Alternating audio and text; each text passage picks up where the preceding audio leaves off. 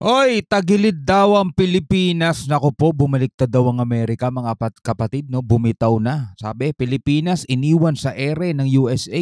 China at US sanib puwersa na. Uy, eto mga tol, hindi ko alam kung anong nilalaman nitong balitang to, pero ito ibibigyan natin ng reaction video and commentary mula rito kay News PH. Alright, so wag na natin patagalin to mga tol. Total, wala na rin naman tayong hinihintay na. Panoorin na natin to. Naiwan tayo sa ere ng Amerika dahil sila ngayon ay gustong makipag-ayos sa China. Oh, Talaga ba? hindi rin. Ay, naku, I won't bet on it. Totoo lang. I won't bet on it. Pero basahin natin yung balita. Kasi Yung mga nagsasabi nito mga tol, unahan ko na, yung mga nagsasabi nito is mga propagandist din ng China mga tol. Ito yung mga galit sa US para ang mga Pilipino ay mawalan ng tiwala sa Amerika o kahit sabihin natin hindi mawalan ng tiwala kasi hindi naman talaga tayo dapat magtiwala sa kahit na kaninong bansa mga tol. Pero etong mga to ay aalisin yung pagkagusto o yung simpatsya ng tao sa Amerika at ibaling na lang no sa China. Wag na lang, uy. Wag na lang, uy. Kung ganito lang din, susuportahan mo yung bansang nangaharang, nangahabol, nambubulas, wag na lang din. 'Di ba? Hindi nyo mauuto ang mga Pilipino. yun yung paggagawin nating reference, di ba? Para masigurado tayo sa mga sasabihin natin. Mhm. Ito po yung lumabas na balita kahapon, actually. Ayan ang sabi, oh. Biden will push China to resume military ties with the US. Ang sabi daw ng isang US official. Mhm. Yan. Eh di ba nga, may mga kritisismo na ang sinasabi, ang Pilipinas kumakampi sa Amerika. Akala ko ba, partner-partner ng Amerika. Tapos, all of a sudden, biglang si US gustong magkaroon ng military ties with China. Okay. Sige, basahin natin itong balita na to. Okay. US President Joe Biden wants to re-establish military-to-military ties with China. White House National Security Advisor Jake Sullivan said on Sunday, days before the president and Chinese leader are set to meet. Okay. Biden will meet Chinese President Xi Jinping in person for the first time in a year on Wednesday during the APEC Summit in San Francisco. Okay? Diba, pumunta na nga si Presidente kanina dyan sa APEC Summit na yan para mag-participate din. Ano? And it will only be the second in-person meeting between the two leaders since Biden took office in January 2021. Yan. Sabi, the president is determined to see the re-establishment of military-to-military ties because he believes it is in the U.S.'s national security interest. Sullivan said in an interview with CBS Face the Nation, we need those lines of communication so that there aren't mistakes or miscalculations or miscommunications. So, hindi naman pala military tie. Hindi rin siya treaty. Hindi siya military agreement tulad ng meron tayo sa Amerika. It is for the purpose of lines of communication. Malinaw. So yung mga disinformation talaga, no? Oo. Alam nyo mga tol, yung mga nagpapakalat nun para utuin yung mga Pilipino. Eto, isipin nyo mga tol, kapag ang Amerika ay nakipag-military ties nga doon sa China, hindi lang Pilipinas ang iniiwan nila mga tol. Isa sa mga mahalagang bagay sa Amerika mga tol is yung Taiwan. 'Di ba? Kasi nga 'di ba, ilang beses na natin nabigyan ng reaction, meron doon microchip na ginagawa. Nandoon lang 'yon sa Taiwan. Na syempre hindi pwedeng bitawan basta-basta ng Amerika. O sabihin na lang natin na nakipag-military ties ang Amerika. O, Pilipinas lang ba apektado? Hindi, pati sila apektado mga tol. Bakit? Kasi lalong lalakas yung puwersa ng China mga tol. 'Di ba? Ayaw nga ng US yung makikipag mas lalamangan sila o mas mauungusan sila ng China, 'di ba? Ang gusto nga ng US sila yung number 1 sa daigdig, 'di ba? Kahit nung unang panahon pa gano'n na sila mga tol, 'di ba? Paunahan makarating sa buwan, ginawa nila ng paraan 'yan. 'Di ba? Tapos ngayon, makikipag-military tie sila dito sa China. Hindi, 'di ba? Kaya yung mga nagsasabing iniwan na ng Amerika ang Pilipinas o di iniwan na rin ng Amerika ang Taiwan, 'di ba? Iniwan na rin nila yung sarili nila, parang gano'n, no? So tuloy natin. Lines of communication lang pala. So, hindi masyado lumipad yung propaganda, guys. Yung propaganda. Anyway, so syempre gusto natin i-kumpirma kung yun pa talaga ang gustong sabihin ng what do you call this? Military ties. Sabi, Joe Biden to press Xi Jinping on reopening military communication. Ito mas malinaw, military communication. At San Francisco Summit. Okay. Ang sabi, Joe Biden will press Xi Jinping, okay, on the need to revive communications between the US and Chinese militaries when the two presidents hold a summit ahead of next week's Asia-Pacific Economic Cooperation Forum. Or yung APEC Summit. The White House on Friday said Biden and Xi would meet in the San Francisco Bay Area on Wednesday before they attend APEC. So, bago sila pumunta ng APEC, mamaya, magmi-meeting muna sila. May date muna sila. The two sides are trying to renew efforts to stabilize relations amid rising tensions over issues including Chinese military activity near Taiwan and US exports restrictions to stop China from using cutting-edge technology. Ano ba naman kasi yan? Ang nangyayari kasi dyan, mga kutsero, si China, kasi syempre, di ba, kay Broadcom yata ito, kay Broadcom. Gusto nilang gamitin yung high-end technology, yung mga chips, mga microchips, etc. Yun nga, yung microchips. Pero merong pagdududa sa side ng Amerika na baka gamitin ito para sa kanilang mga sandata. Pampasabog tulad nun.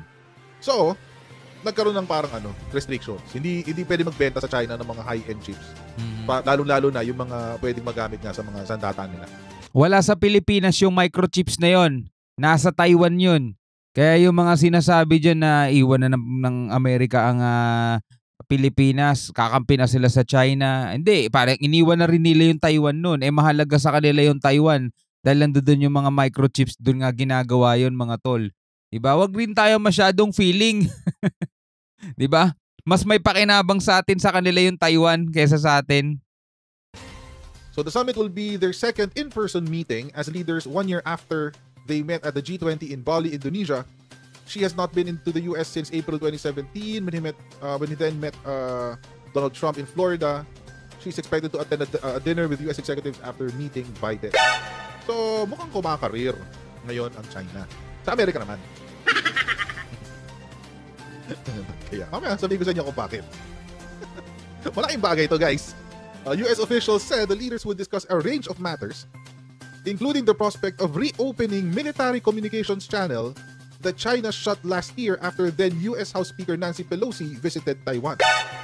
Tapos, meron pang, ito rin naging cause, Washington has been vocal about Chinese fighter jets flying too close to US spy planes and surveillance aircraft flown by US allies including Canada over the South China Sea. Anong gugulo kasi si China. Okay. So the president has been determined to take the necessary steps to restore what we believe are central communications between the US and China on the military side. Parang nga naman daw makaiwas sa miscommunication. Diba? Alam nyo mga kotsero, meron din naman tayo niyan before with China. Naalala nyo ito nung nakaraan? Ayan lines of communication din. Philippines and China to open more lines of communication. Nangyari din to nung January, di ba? Nung bumisita si Presidente sa China, yun din ang sinabi ni Presidente, di ba? Na magkakaroon na raw ng lines of communication between high-level lines of communication. Yun ang sinasabi. So, nung April, nung bumisita dito yung kanilang Chinese State Councilor and Foreign Minister si Qin Gang. Actually, tinanggal na yata ito si Qin Gang. Wala na yata yan, hindi mag-mistake. Yun din ang sinabi or pinangako ng China. Sabi, the Philippines and China agreed to open more lines of communication to prevent escalation of tensions in the West Philippine Sea. President Marcos said yesterday following his meeting with visiting Chinese State Councilor and Foreign Minister Qin Gang in Malacanang. Qin arrived in the country on Friday for a 3-day official visit upon the invitation of Foreign Affairs Secretary Enrique Manalo. Ay naman. So, there's really... It's not a military-to-military agreement. Walang ganun. I don't think si China will allow the US to have access to their military. At ganun din naman ng US. Kalokohan yun. Hindi mangyayari yun. Pwede pa, yung sinasabi nito ni this guy, dito official na to, Jake Sullivan. National Security Advisor Jake Sullivan. Yung lines of communications lang. Kwentuhan. Kwento-kwento lang. Lines of communication lang kahit dito sa Pilipinas, kaso wala rin namang kwenta eh. 'Di ba? Makikipag-communicate ka sa kanila, hindi iba naman yung sinasabi nila sa ginagawa nila, 'di ba? Etong China mga tol, biruin mo nakaka 126 diplomatic protest na tayo sa kanila. 'Di ba? Nakikipag-communicate tayo sa kanila para hindi tumaas o hindi mag-escalate yung tension mga tol. Pero binabalewala nila 'yon. Patuloy at patuloy pa rin ang ginagawa nilang panghaharas, pambubulas kahit paulit-ulit nating sinasabi, nasa legit 'di ba na operation tayo. Yung mga resupply mission natin, legit operation 'yon dahil nandirito tayo sa loob ng ating EEZ.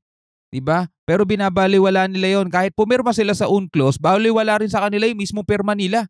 Yung mismong pirma nila hindi nila nirerespeto, mga tol. So ano pang i-expect nating irespeto tayo nito mga Chekwan to, 'di ba?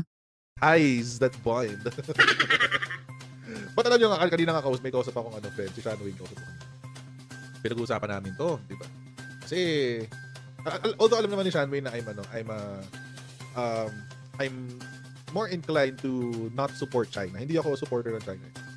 Until they siguro pag nagkaroon na ng ibang nakaupo. Siguro kung hindi na Chinese Communist Party ang nakaupo, Siguro I might change my mind. Mhm. Pero hanggat nandiyan ang komunistang China at sila ang ruling party din sa China, hindi ko talaga kaya suporta. Mhm. Ganun lang talaga.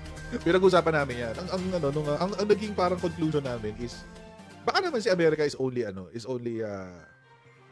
fronting this parang good faith gesture ba? Parang good faith gesture na kapag tinanggap ng China, edi let there be peace on earth. Pero pag hindi, ang magmumukhang masama si China. Diba? Siya magmumukhang masama eh. Kasi parang yan, baka nag-aaway kayo. Meron kang kaaway, ganyan-ganyan.